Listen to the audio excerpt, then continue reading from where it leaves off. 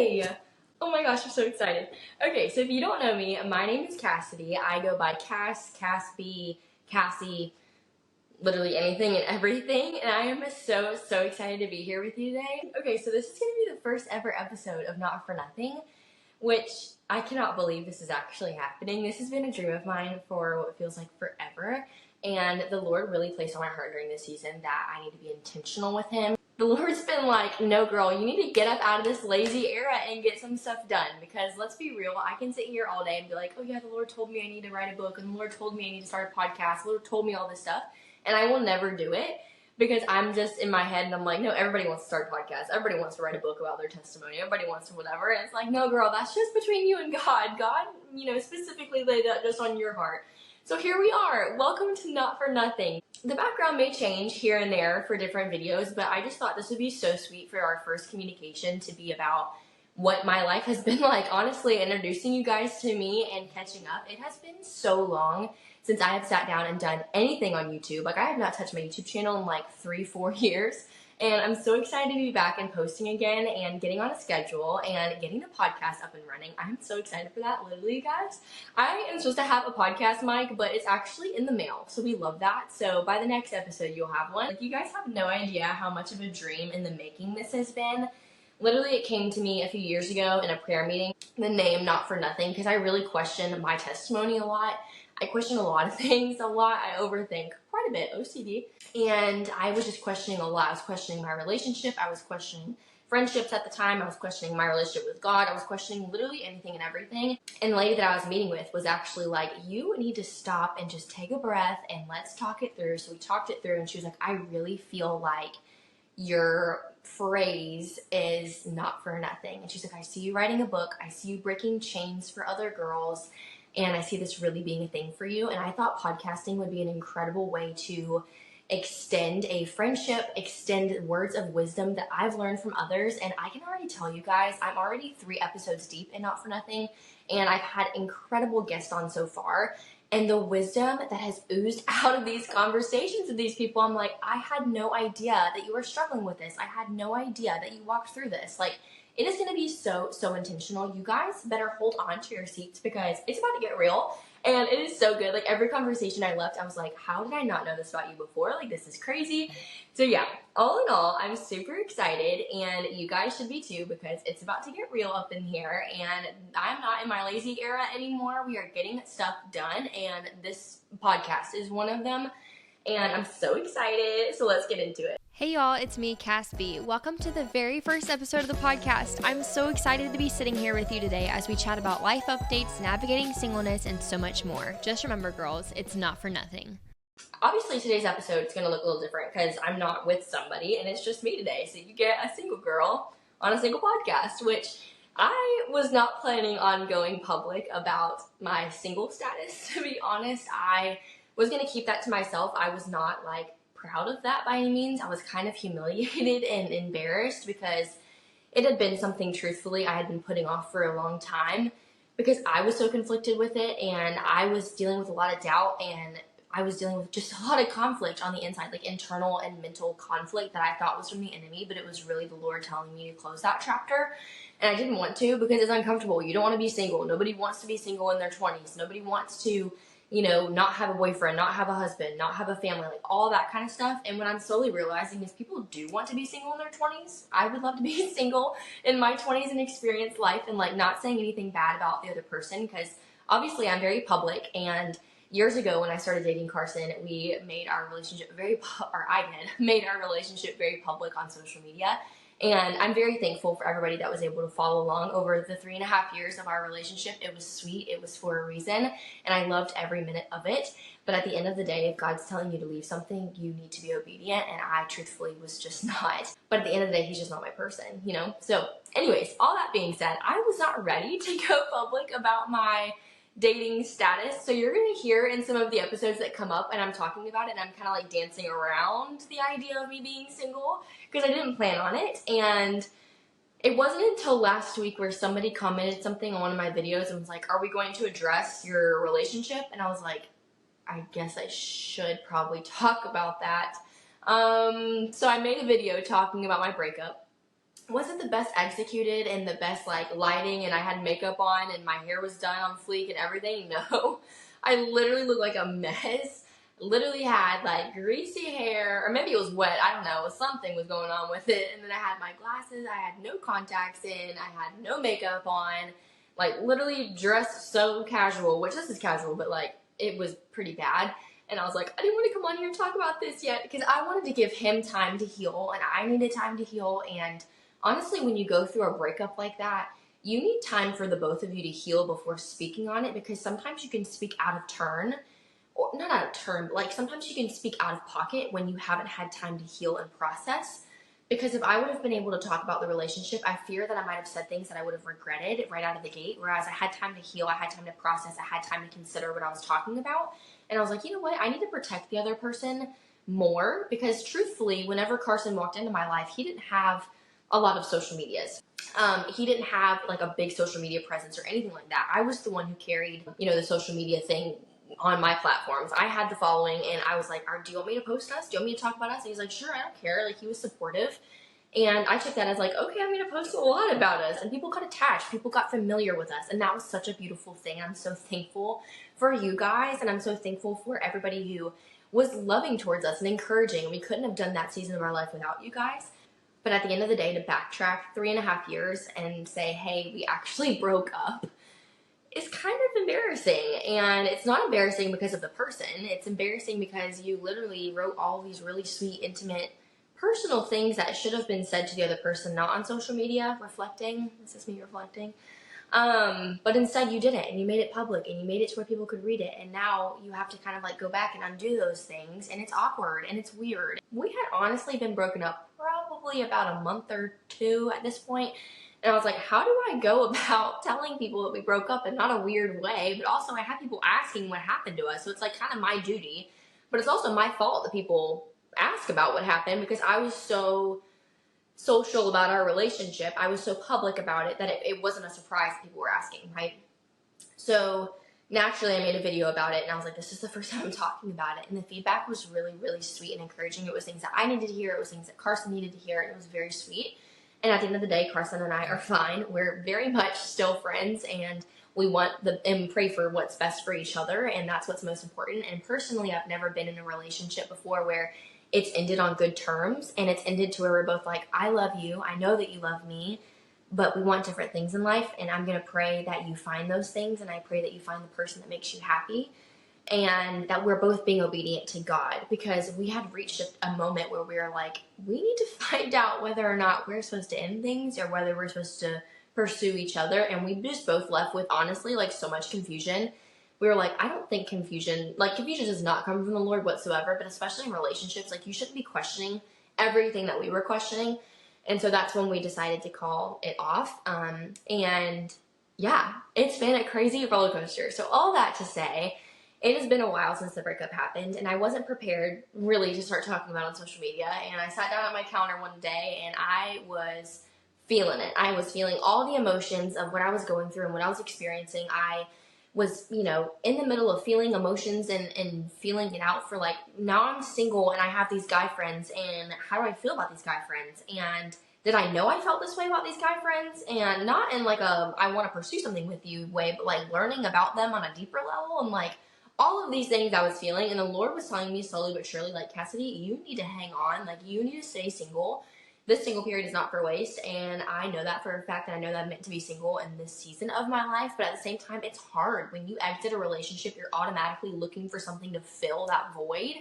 And it took a lot. It took quite a few different things in my life to happen over the course of a month or two to be like, I do not need to be replacing that void of a relationship with anybody or anything else. Even if it's a friendship, even if it's my mom, even if it's whoever, a mentor, whoever, I need to be replacing that with God.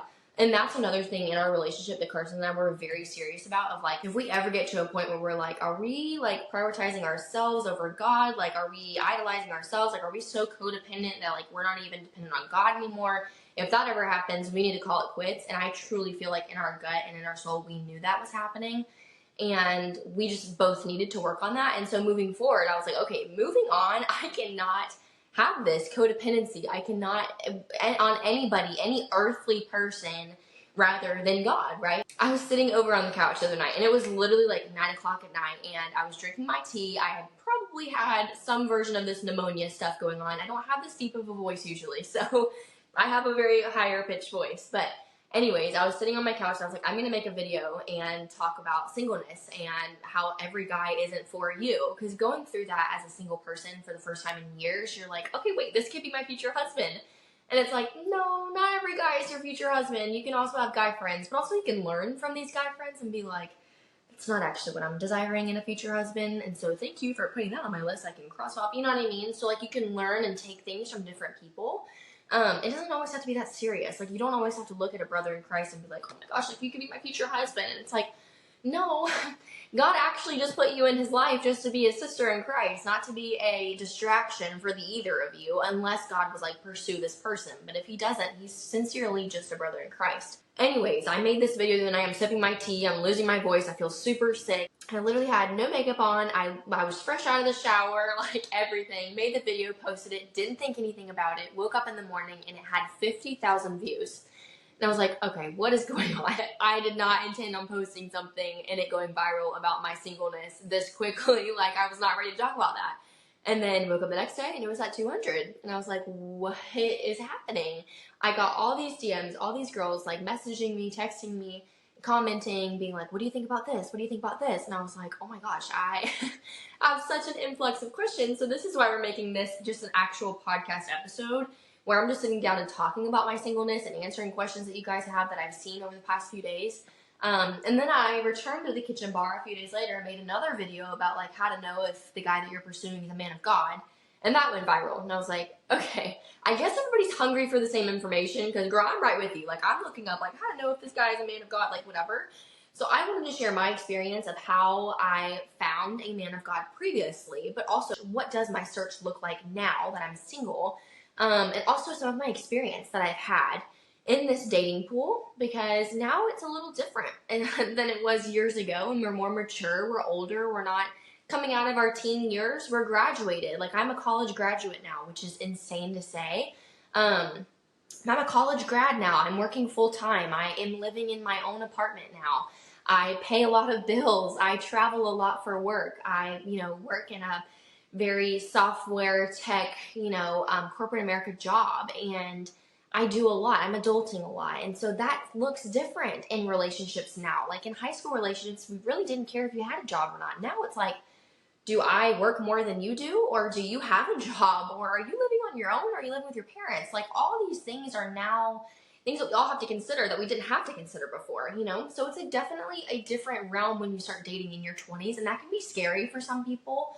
But for me, it just added to my standards list of like, okay, now not only am I looking for a man of God, now I'm looking for a blue collar man of God. I'm looking for a guy who works really hard, or I'm looking for a guy who has a good work ethic, or, a stable income, or I'm looking for a guy who lives on his own, who's independent, who, you know what I mean? So you have a lot more to add to your list when you're dating in your 20s, but it's all things that are very important.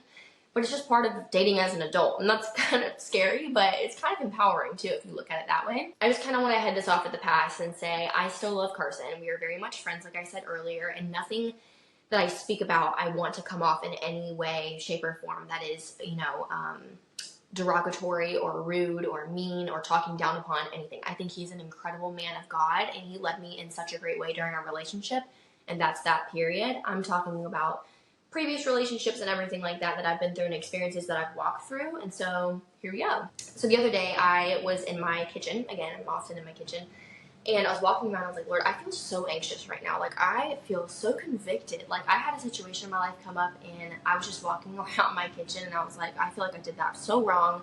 I feel like I'm guilty of something, but I know I'm not guilty of anything. Like what is going on? And it was like, I don't want to share too much about it, but it was just a troubling situation that I found myself in, and I felt like there are no good guys out there anymore. Genuinely put, I was like, there are no men of God out there anymore, and that's scary, and that's not something that I should be saying out loud, because that shouldn't be the truth. I shouldn't be feeling like that. And I had a conversation with someone, and it was very humbling, because I got to see his view on women, and it was somewhat scary as a woman hearing what he thought about other women. And it was a Christian guy, and I was like, wow, like guys think that way about girls. Like guys only care about sex, and guys only care about what they look like, and they only care about if a woman is skinny or overweight or like whatever. Like, that's all that they care about. And I started getting super insecure. And so for the next few days, I was in this really bad headspace of like, wow, guys only care about sex. And I was like, Lord, I'm never going to find somebody that doesn't care about sex. Like, that's just it. Like, I have to accept that. I'm going to be single forever. And I felt this like overwhelming anxiety. I was like, what if I start dating a guy and all he wants out of me is sex? Like, that is a very real and valid fear that I felt, but I know that other girls feel it too, especially Christian girls. And I was like, Lord, how do I get rid of this? Like, why do I feel so anxious? And the Lord quite literally put on my heart and answered me right in that moment. Like, I'm literally standing right there and I'm like, Lord, why do I feel like this? Like, I feel so convicted, and I feel like, what if I mess up? What if I give off the wrong impression? Like, what am I supposed to do? And you're like, if you are seeking after a man of God with my intent at heart, you will not feel that way, and he will not be seeking after your body or sex. He will be seeking after your heart as I do. And I was like, okay, period. That's so good, because also, a little sidebar about me, if you know me from social media, you know my purity ring TikToks. They kind of went viral back in the day, back in 2020. And I posted a lot of purity ring videos, and I love my purity ring. I love the topic of purity. I love all of that.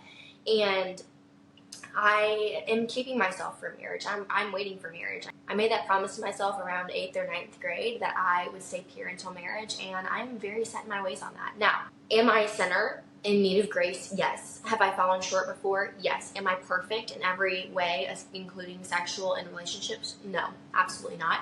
I have fallen short, but there's grace for that and there's forgiveness, but I am still saving myself for marriage, and I have never had sex. Let's just put it out there. So, and there's also grace in that. If you're a Christian, you're like, I've had sex before, or I'm having sex right now, there's always forgiveness and there's always grace. This is no place of judging at all. There's no level of judging. But me personally speaking, I value purity a lot, and I always have. And the Lord was like, I'm going to bring you somebody that values that just as much as you do. And that is where the unequally yoked conversation comes into play, because a lot of times we as Christian girls can conform to men or relationships that don't meet our standards because we were desperate and we're like, nothing's come up yet, so I guess I'm just going to settle for this relationship. And the settling is what makes God so sad, because God's like, I have the best right here for you, but if you would just wait a little bit longer, I would give him to you when you are both ready.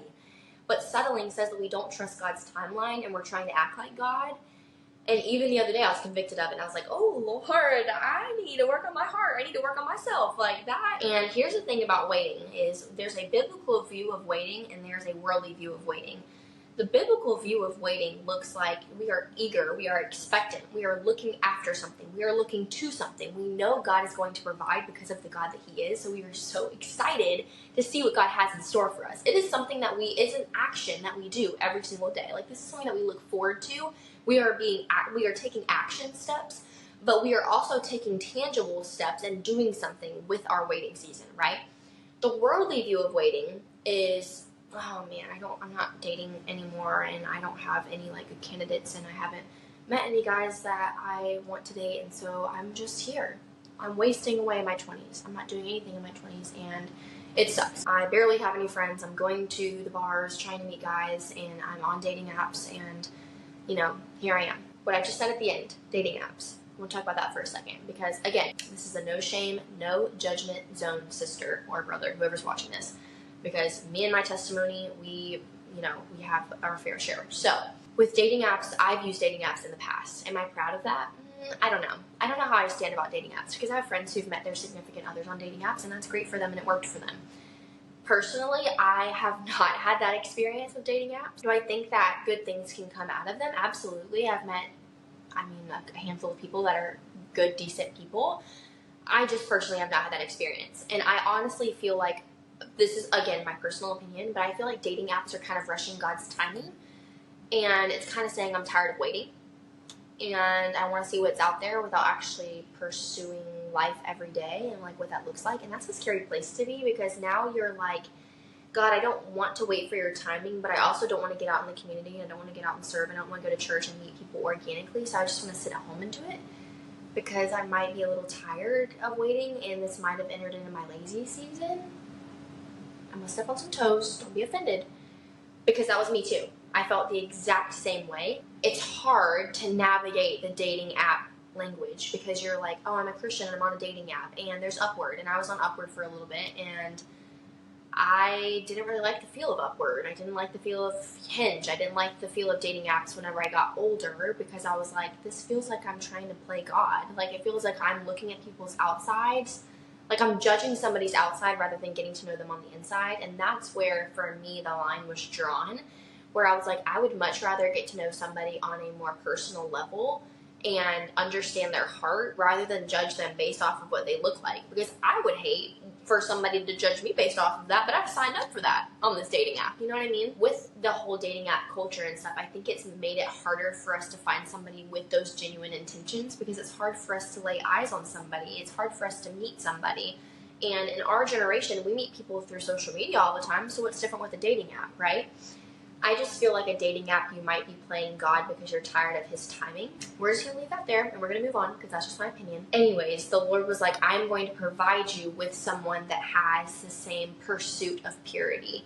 And I was like, okay, God, like, and that made so much sense. And honestly, it brought so much peace to my heart, because it's like, I'm not going to have to worry about whether this person wants to use me for sex or not, if I am in an equally yoked Christian relationship with a man of God that wants me for my heart, not my body. Do you know what I mean? But also, for both striving after sex after marriage, and we're waiting for marriage, and we're striving for purity, that should not even be a question or a doubt in my mind if he's wanting me for sex or if he's wanting me for, you know, my body or whatever, because I should automatically know, as a man of God, you are pursuing me with the right intentions, but also you're pursuing me the way that God would pursue me and does pursue me. So that gave me a lot of peace of like, okay, so I'm not looking for a boy who goes to ministry school. I'm not looking for a boy who, you know, maybe has his ministry degree already. I'm not looking for a boy who, you know, talks to a lot of girls as a player. I'm not looking for a boy who sleeps around. I'm not looking for a boy who fill in the blank. I'm looking for a man of God who is striving after purity and who takes into account that this is a daughter of the one true King. These girls that you're messing around with, talking to, playing with, whatever, you are messing with daughters of the one true King. You will be held accountable for that one day. And I was like, okay, Lord, like, that brought a lot of peace to my heart, and so that helped me with that. I got a comment later on one of the videos, and it was like, how to know if he is a man of God and he is worth pursuing. And this one for me, I was like, oh my gosh, like, this one's an easy question for me to answer, but honestly, like, I haven't been asked this in literally so long. And so I brought up a few verses that I talked about in the video, and one of them was from 1 Corinthians 13. It was talking about love is patient, love is kind, love does not boast, all that stuff. And in those, I said, plug in the person that you're wanting to pursue as the word love. So if you're talking to somebody named Alex, Alex is kind, Alex is patient, Alex does not boast, all of that, and you would be like, okay, he matches the 1 Corinthians 13 love. And so another example I shared was Ruth, the story of Ruth. I love the story of Ruth, by the way. Literally love it. In Ruth, it's talked about how Boaz pursued Ruth, right? He looked at her in the field and was like, who is that woman? I want to know about her. He asked her community about her. He protected her. He provided for her. He took care of her. And that is how I know for a fact that we are meant to be pursued after, because it literally says so in the Bible. Like, it is biblical that we are to be pursued after. Yeah, just those two stories on their own hold so much weight to how to know if a guy is a man of God. Just with those two stories alone, we can see how it is biblical. In Ruth, how the man was pursuing the girl, which, let's just talk about that for a second. There should be never a question of whether a man is pursuing you or whether he was interested in you or anything, because it should be blatantly obvious in the way that he pursues you. Men are called to be pursuers, just like Boaz was of Ruth. He pursued Ruth. He talked to our community to get to know her. He wanted to know her story. He was proud of her story. He provided for her. He took care of her. He cared for her. All of those things men are called to do. They are the hunters, and they are called to pursue after us, just like God's love does for us. If we draw that connection of like, okay, God sent his only son, Jesus, down to die on the cross for our sins, literally pursuing after us. He left the 99 to pursue us, the lost one. Like, in that sense, men should also be pursuing after us. If you find yourself fighting tooth and nail for a man, and you're like, I'm texting him and I'm calling him all the time and he's not answering, and I'm texting and I'm calling and I'm FaceTiming and all these things and he's just not answering. Since you're pursuing a man or boy, depending on how you want to register with that, you're pursuing a boy who does not know how to pursue, but also you should not be the one pursuing. You should let the man do that because you need to know how he is interested in you, but also he should be pursuing your heart, and he should be steadfast in that and constant in that, where you have no doubt or question or whatever. I've been in situationships before. I've been in talking stages. I've been in all these things where I'm calling, I get no answer, and I'm like, okay, maybe he's just like busy or something. That's what it is. He's stuck in traffic. That's what it is. He just can't get to the phone right now. And then I'm texting, and I'm like, oh, he's just out with his friends and his phone died, and whatever. And then I'm like, okay, well, I'll just DM him. I'm DMing him, nothing. I'm like, okay, so maybe his whole phone got thrown into the river in a fight with his parents over me because he was standing up for me. That's how delusional us women can get, and I love us for it, because us being delusional is one of our best traits. But I think it's really something important and to remember is that if we are the one doing all the pursuing, it's leaving them with nothing to do. Like, it's literally leaving them with like, oh, okay, like, she's a woman of God, like, I really want to like get after her. And then as soon as you're doing the friending, you're doing the asking of the number, you're texting them, you're calling them, whatever, that leaves them with nothing to do, and they're not even going to be interested at that point because they're like, oh, wait, like, you're like overly. I've also been in a relationship before where I've been the one calling, I've been the one texting, I've been the one FaceTiming, and I get no answer when I'm dating somebody. And I'm like, wait, that's kind of weird. But maybe his phone died, maybe he got thrown in the river, maybe he got run over. Like, then you go down the Delulu lane, correct? Just to find out that he was actually with another girl. But that is how delusional we will get in order to justify a man not stepping up and being a man of God and pursuing us correctly. And we, as women, do not need to settle for that because we deserve more. We are daughters of the one true king, but also we have a lot to bring to the table as well. And if a guy cannot recognize your worth, cannot call you back, text you back, whatever, how in the world is he going to love you back if he can't simply text you back? Because let me tell you something. I've made up every single excuse in the book of like, oh, well, he's not texting me because of this, or he's not calling me because of this. The excuses you read in that book is that I probably came up with them, to be honest. But we all know that it takes 5 seconds to text somebody back. It comes through on our watch, it comes through on our phone, it comes through on our laptop, it comes through on our iPad. Sometimes it even comes through the TV. It cannot be any easier for a man to respond to a text, a call, anything. So why on earth are we settling for men who cannot communicate, who cannot pursue, who cannot commit? Why are we settling for those men, and then years down the road we're getting super upset and heartbroken because we thought they were the one, but they didn't pursue you in the beginning. They didn't commit to you in the beginning. They've also been talking to girls behind your back. They also haven't been loyal. They haven't been trustworthy. All these things that we should have vetted at the beginning, right? That's how you know. In the beginning, you should know by the way that he pursues you, he talks to you, he talks about you, but also the way that he talks about other women. That's a really big one that I've learned recently of like, I've sat in numerous conversations with guys talking about their girlfriends, guys talking about their friends that are girls, guys talking about women in general. And I'm like, either really red flag in it up, and I'm like, what on earth would convince you to talk about another girl that way, especially to a girl, but also just in general, out of respect for the girl. And then there's other guys I'm like, okay, you're restoring my faith in humanity and men in general, so thank you, I appreciate it. I think it's pretty 50-50 these days, but it's important to recognize how he talks about other women, how he talks about his mom. That's a really big one. Are him and his mom close? Or him and his sister close, if he has a sister? And if him and his mom are close, are they like too close to where it's like a red flag where you're like, I don't know about that? Or are they a good close where like she pours into him, she teaches him how to treat a woman, how to treat a girl? Because you do not want to walk into a relationship where you have to train the other person on how to love you, how to treat you, how to respect you, and how to pursue you. Because it gets very exhausting very, very quickly. Now, another DM that I saw today was, if he's not Christian, can I still pursue him? And I was like, well, my soul, my gut answer wants to tell you, if he's not Christian, you do not need to be pursuing him. Because I've seen, personal experience here, I've been with or dated or in a situationship, whatever they want to call that. I was in a relationship with somebody who wasn't Christian, and I am glad to report that it didn't work out because we were unequally yoked. Now, here's the interesting thing about the saying unequally yoked. I can say I dated a guy who was not Christian, and we were very unequally yoked, and he'd be like, oh yeah, obviously, like he doesn't believe in Jesus and you do. And I'd be like, yeah, that's it. On the other hand, I could say, yeah, I was dating so-and-so and we were unequally yoked. And they'd be like, wait, how are you unequally yoked with another Christian? And then that would cause a pause, and I have to explain myself, because being unequally yoked does not just mean that he doesn't believe in Jesus and you do, or you don't believe in Jesus and he does. That's not just what unequally yoked means. You can both be Christian and be unequally yoked. Like, that's completely normal. Sometimes actually that's more normal than you realize. Like, it's more people are actually unequally yoked than they let on, or they want to believe, or they understand or say is true. You know what I mean? But being unequally yoked with someone means that you don't match up on multiple levels. Unequally yoked does not mean that you're just not Christian, he is, or the other vice versa. Unequally yoked can mean he has a strong work ethic and you don't.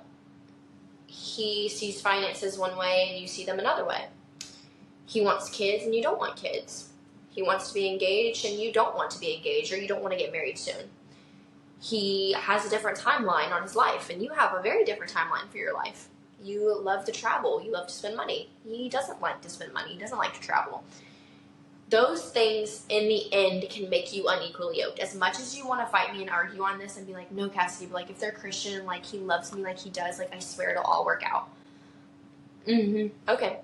So, years into a relationship, you're going to look at each other and be like, wait, what? Like, I think you believe differently than me, but also it matters more than I thought it did. Because when you're in these adult, in your 20s relationships, these are make or break moments. This is your real life happening right now, meaning your next play could be your end game.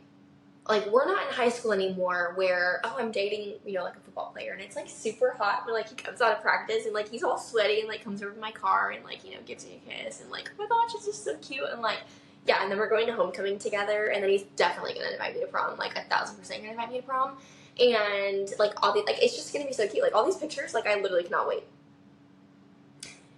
Now, in your 20s, the conversation looks like we're looking at rings, and we're looking at what does buying a house look like. We're looking at what do our bank accounts look like. We're looking at our savings account. Do we have enough in our savings to get married? If so, is it going to be more you than me, or is it going to be more me than you? Do we want kids? Do we not want kids? What do bills look like? Are you paying? Am I paying? Is it 50-50? What does marriage look like for us? Is that on the horizon? Do our families like each other enough to be together forever? What do you think about marriage? What do you think about kids? What does that look like for us living in different places than our parents? The conversations start to shift because now we're adults and we have bills to pay and we have careers to fight for and we have a life to live, rather than who's taking who to homecoming and whether or not the prom pictures came out that night. Like, that's not the least of our worries anymore. Now we're looking at what's your ring size and when do you want to get married, in the fall or in the spring, and do you want to be married? That's a huge jump from somebody who's dating somebody in high school to all of a sudden you're in your 20s. It's a huge jump. It's a huge shift. And somehow we have to navigate what that looks like, and we have to have grace with ourselves while we do. I actually saw this quote from a fellow influencer on social media, and she posted and said, when we were younger in high school, we were told over and over again, create a standards list. I literally remember this like it was yesterday. I went to a don't date the bozo conference at church, and I went and they had us create this huge poster of things that we want and don't want in a guy. And I was like tall, dark, handsome, Jesus lover, 6'5", and has a great sense of style. I'm just going through my little 14-year-old brain of things that I like in guys, and blue eyes and country, super southern, wears camo, wears boots. I'm just going through my little list. And the standards at the time were be picky. Pray for that man that you're going to come into contact with. And you know what? Give him blonde curly hair. Have all these standards. You want him to be a millionaire? Write down millionaire. Back then when we were younger, we were encouraged to have all those standards, right? Now that we're in our 20s, it's how much time do you have left? Do you have 30 minutes? You have 30 minutes. That TikTok sound is literally what I think about all the time. Now we're not given this hey, have standards for yourself. Let them be huge standards. Let them be out of the water things that you pray for from God and you wait and you're expectant to see. Now it's I don't really know why you have such high standards, because I mean, that's a little bit like you're kind of throwing away guys that could be potential, and like you don't have a lot of time left before your 30s. Pause. That's in your timeline. That's not in God's timeline. I'm not running on what you think I should do. I'm running on what I think God should tell me to do. You know what I mean? If God was like, get married to this guy before you turn 30, I'd be like, okay, sir, yes, sir.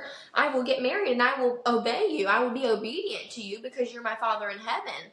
But if Susie Q over here is like, I think you should be married before you're 31. Okay, Susie.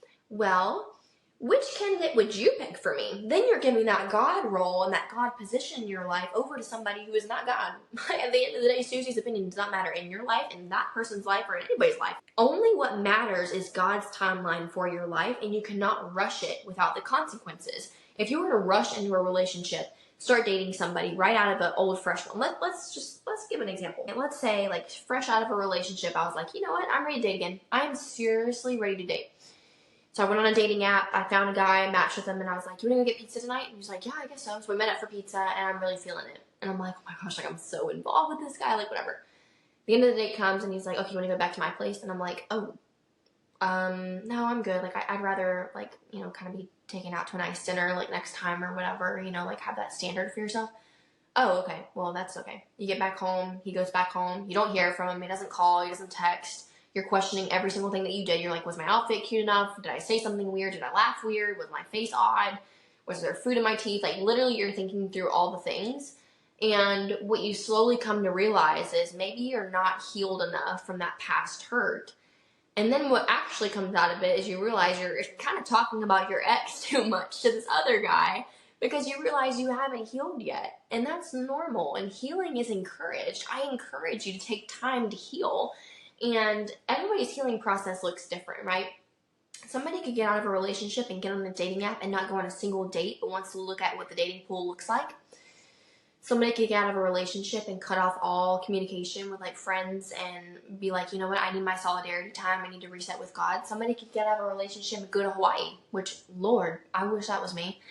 Somebody could get out of a relationship and surround themselves with friends, rekindle friendships. I am here to tell you, the week after my breakup, the enemy likes to put lies into your head during this time where you're the most vulnerable.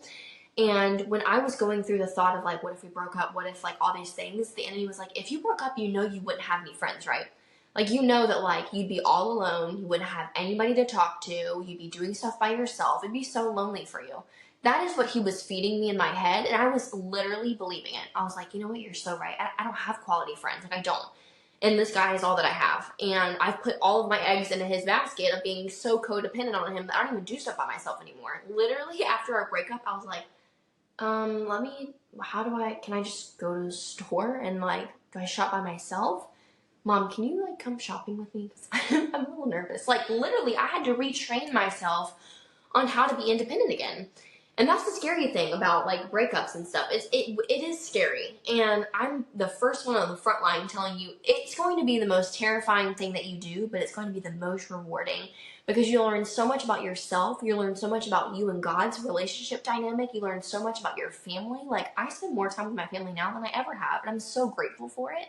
I also spend a lot of time with friends. Like, after the breakup happened, and I was sitting alone with my thoughts, and I was like, here it comes. Like, I'm going to be sitting here alone. Nobody's going to text me. Nobody's going to hang out with me. I'm going to have to be pleading with people to be my friend. Like, that's registered in my head. Like, it's just is what it is. I'm not even joking you. The weeks following, I have gained so many new friends from, like, old, rekindled friendships. But I've also gained new friends that I never thought would be put in my life. And then on top of it, friends that I had during that time have reached out and they're like, I'm actually going through a breakup too that I never thought would happen. And like, I just thought to reach out to because you're going through the same thing. And I was like, what? We're going through the same thing? Like, that's crazy. Things like that happen for a specific reason so that you're able to share your insights and help them along their own journey. But also, I know for a fact that the decision that we made to break up, I have not looked back on that and regretted that or anything, not in a bad or negative way, but purely in the way of like, I know that we were being obedient to God because of what has flourished out of the breakup. Like, we have both become independent. I have learned how to be independent on my own. I've learned how to love myself in like ways that I kind of forgot. Like, you get used to somebody telling you, like, you're beautiful, you're so pretty, like, you have it all together, like, you, like, you know, whatever. When someone isn't there telling you that verbally all the time, you learn to love yourself in ways that you depend on other people too. And that's the beautiful thing about singleness, is that's actually something that we should pursue. If we're not in a marriage, of course, it's something that we should pursue, because I think it makes us learn about how to love ourselves, but also how to spend time with ourselves and really enjoy it. I'm sitting here today, I'm fully prepared to be single for however long, you know, my single season lasts, and it might last me the rest of my life. I may never get married. I may never date somebody. I may never find somebody. God might not have somebody out there for me. And that's another question that I've got a lot, is what if God doesn't have anybody out there for me? And to be quite honest with you, I don't want to say this because, you know, I didn't want to say this directly in a comment, because they'd be like, okay, you're canceled, you're done, we didn't want to hear that, whatever. Because I know, being single before, being told, like, there might be a chance God doesn't have anybody for you, kind of is a bubble burster, so I understand. But also, if God doesn't have anybody for you, that's okay. We were sent here to do the Great Commission.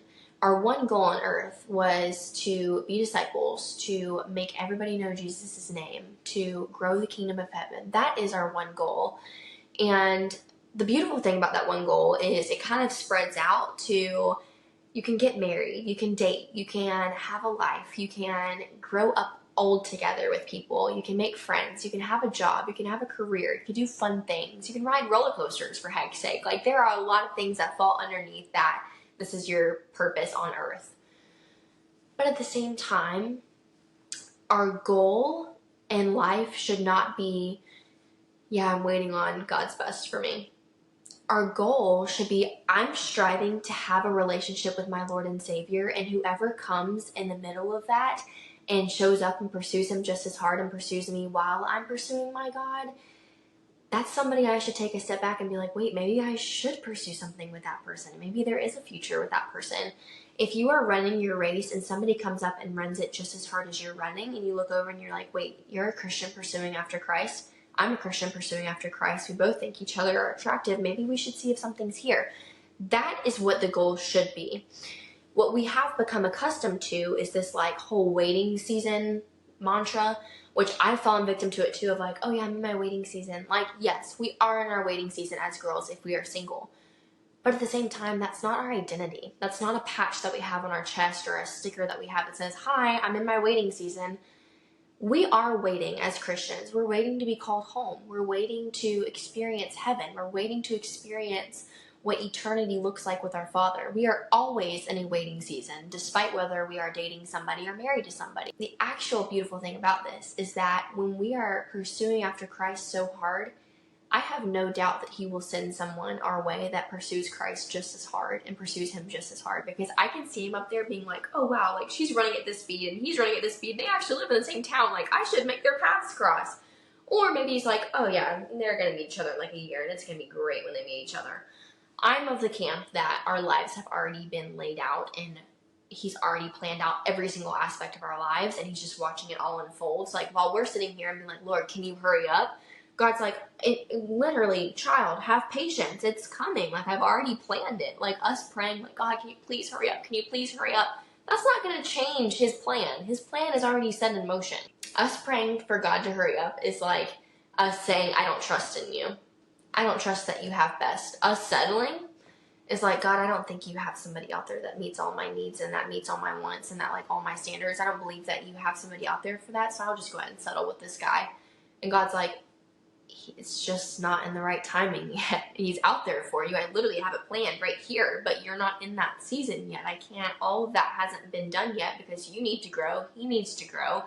Wouldn't you rather be in a relationship where you're both equally yoked because you have both matured enough in life?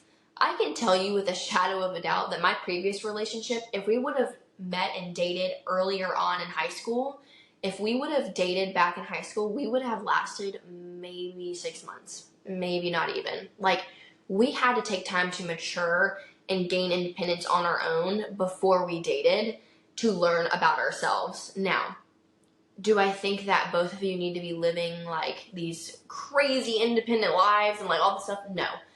What I am saying is you need time to know yourself, know your heart, and know your relationship with the Lord before pursuing a man. And you need to know yourself, you need to know your heart, and you need to know your relationship with the Lord before pursuing a man. And this one's going to be quite controversial, so don't hate me. If your Bible's closed and you're not going to church, you're not pursuing after Christ, we seek after these men of God. We're like, I want a man of God. I want a man who has X, Y, and Z, who is a hard worker, who is not lazy, who gets stuff done, who is chasing after Jesus, who serves on Sunday mornings, who loves his family, who X, Y, and Z. We can want that and we can desire that, right? We can pray for that. We can have that on our little standards list poster thing. But does it not cross your mind that the man of God that you're speaking of is out there and he also has a list for the woman of God that he's looking for? And on that woman of God list, it's do not be lazy. Like, I don't want her to be lazy. I want her to be hardworking. I want her to be independent. I want her to pursue after Christ super hard. I want her to be able to, like, lead our kids, you know, in the faith and, like, all this stuff.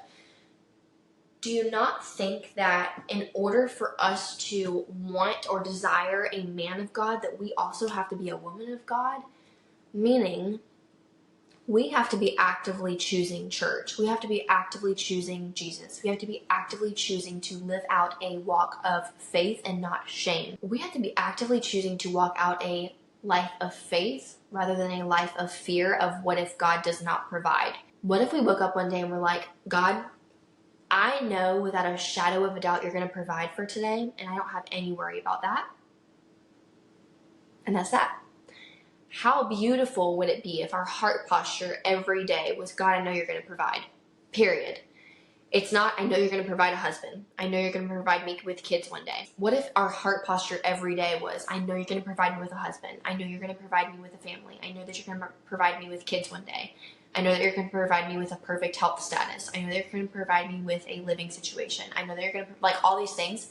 What if we just lumped all those things into God? I know that you're going to provide today. Period. Like, instead of seeking after that man of God every single day, like, God, I pray for the man of God that you have for me. I pray for the man of God that you have for me. God, I know that you will provide. Period. The amount of trust that takes in God to do his job, rather than being like, God, just as a reminder, I need this, and that's okay to pray for. I pray for that all the time. I have a prayer board where it has my prayers that I pray over my future husband. That's okay. But getting so caught up in obsessing and making sure that God knows what you want. God knows what you want. He wrote you. He authored you. He authored your story. He authored you. He created you. He knows you better than you know yourself. He knows you better than anybody knows you. So the fact that we leave things at his feet and we keep checking up on them, like, hey, did you make sure that you saw man of God? Did you see the part at the bottom where I said, like, I really like him to have tattoos? Did you see the bottom where I said tall, dark, and handsome? Did you see at the bottom where I said, like, I really want to have a strong work ethic? The things that we check on when we leave it at God's feet and we're like, wait, did you see? That means we're not fully leaving it at his feet. We're actually being like, okay, God, you can have it. I trust in your timing. But also, like, soon. But also, did you see where I said dark hair up at the top? Did you see that? I don't know if you saw that or not. Literally, it's us checking back up on stuff that we were never meant to check back up on, but we were also never meant to carry, because trusting means, God, I trust that you have a plan for me, that you have a purpose for me, and you have a man for me, period.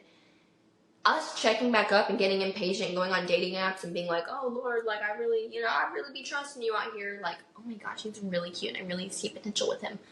No, like, in his timing, in God's timing, everything flourishes in God's timing. When we rush God's timing, it's saying, I do not trust you, God, and I want to play God in my own life.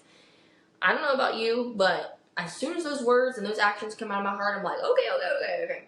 I do not want to play God at all. I do not want that role in my life, in anybody's life. You are God, you are sovereign, and you know what needs to happen in my life before I do. All of that to say, it's a scary experience. Singleness is something that is scary and is not pursued lightly.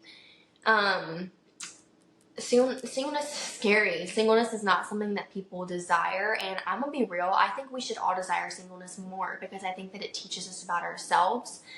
I think in a weird way, we learn trust in God, and we learn that his timing reigns over ours. And at the end of the day, we could sit here and we could pray for hours and hours and hours. But if God's like, it's not in the right timing, okay, it's not in the right timing. But at least I'm submitting that to God. I'm submitting my timetable and Susie Q's timetable for my life to God and letting his authority take over.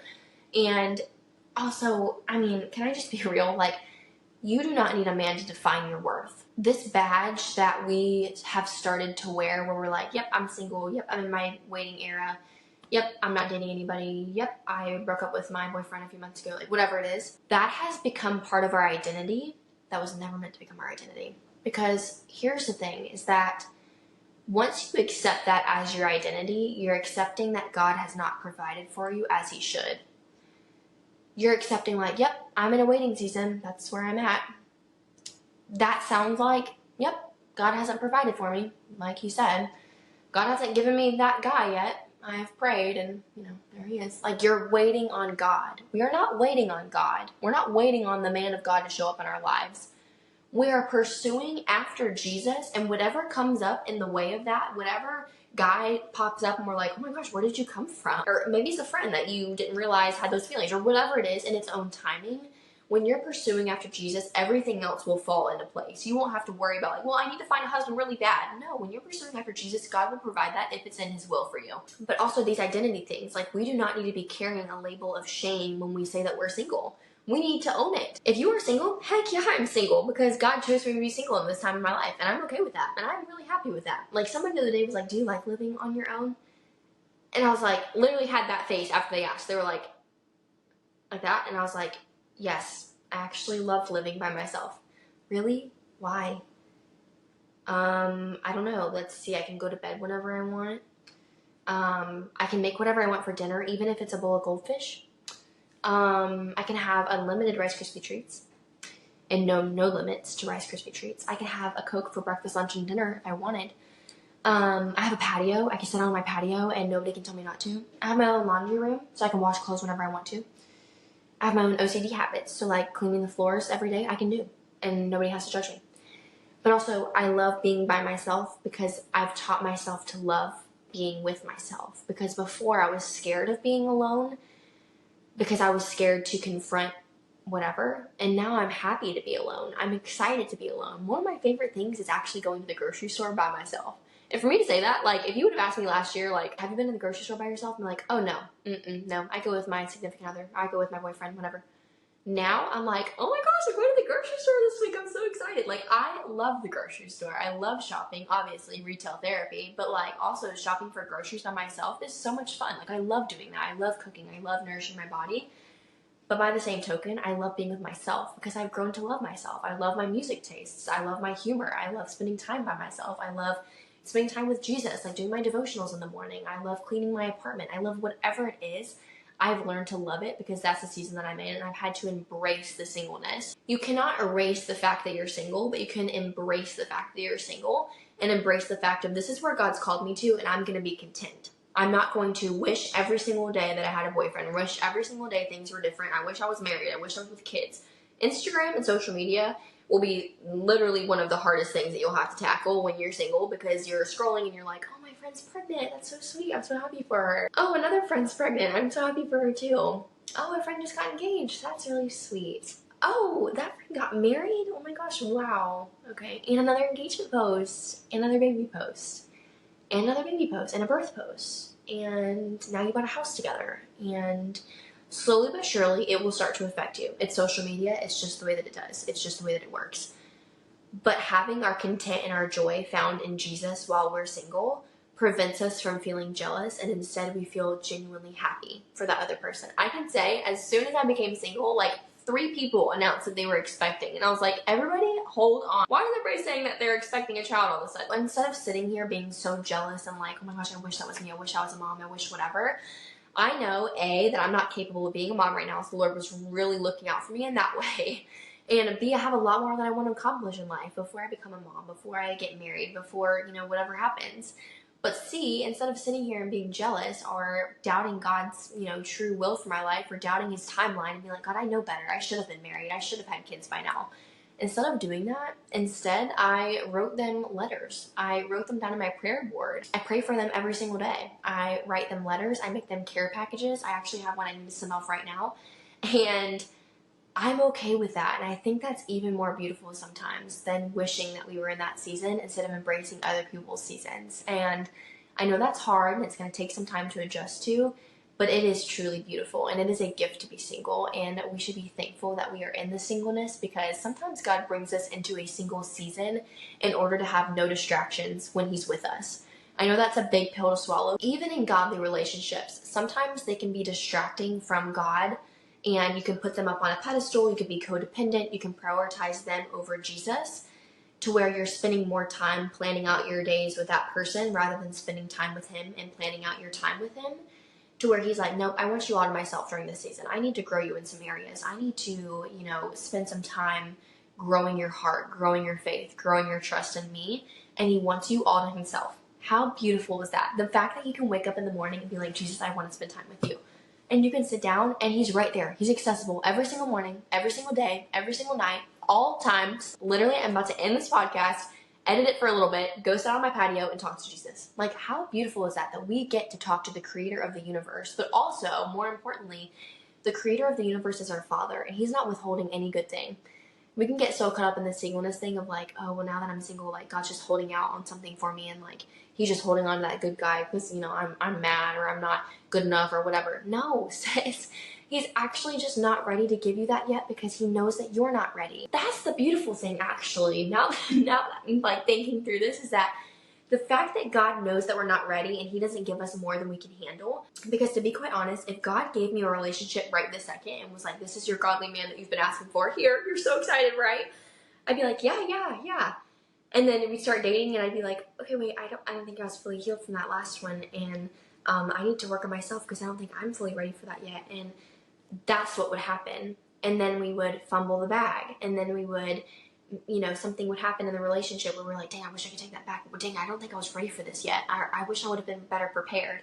The Lord knows that we aren't, and is not holding back from us, but is actually holding on to it until he knows that we're ready, that the other guy is ready, and that he is ready to give it to us. That is what is so beautiful, is he's literally looking out for us. He's not withholding anything. He's actually like, you're not ready yet. And when you are, it'll be here waiting on you. Like, that is beautiful, and that is sweet, and that should be treasured. And what a good God that we serve, and what a good dad that we have. That's just so beautiful. So, anyways, that was the first episode. How crazy that I've literally been talking for an hour. Like, I've literally been yapping, which is crazy, but I am so excited. I literally saw somebody's comment today of like, oh my gosh, you should have your own podcast. And I was like, I literally saw somebody's comment today of, oh my gosh, she should have her own podcast. And I was like, that's interesting, because I kind of do, but I haven't posted anything yet because I've been scared. I've been lazy about it. And so here is your motivation to get out and do something. Get out and start the book, start the podcast, get out and start posting on social media. If you're scared of what people think about you, if you're scared in any way, shape, or form of what other people are thinking about you, you do not need to live in that fear, because God has called you higher. But also, when you have God behind you, you fear nobody. You do not fear man, you fear God. And that is the beautiful thing about being in a relationship with God, is that you never have to be afraid of like, oh my gosh, like what if they cancel me, or what if I get unfollowed, or what if whatever. Okay, so be it. You still serve a good God, and your faith does not change, and your love for Jesus does not change, and his love for you never changes either. Trust me, you can get canceled all you want to. I've had my fair share of getting canceled on social media, and here I am talking to you, posting on social media, starting a podcast, and I don't give a flying flip about what other people think about me, but I know that I love my Savior, and I know that I love Jesus. I know that he has great things in store for me, in store for you, and in store for every single person, and I can't wait to see all of those unfold. But I also can't wait to get DMs years later in the future, and people are like, oh my gosh, I saw your singleness video years ago, and I just want to tell you, like, God did provide. I cannot wait to see that come full circle. And yeah, I could literally cry right now. I'm so excited. And you guys, this is the start of something new. This is the start of something new. And I'm so excited that I get to do it alongside of you. And I hope that you stick around for Not For Nothing, because every single thing we go through in life is truly not for nothing. And it's been a blessing to us, and the Lord is going to use it in incredible ways. So I hope you enjoyed our first episode, and I cannot wait for what's to come with Not For Nothing. See you on the next episode.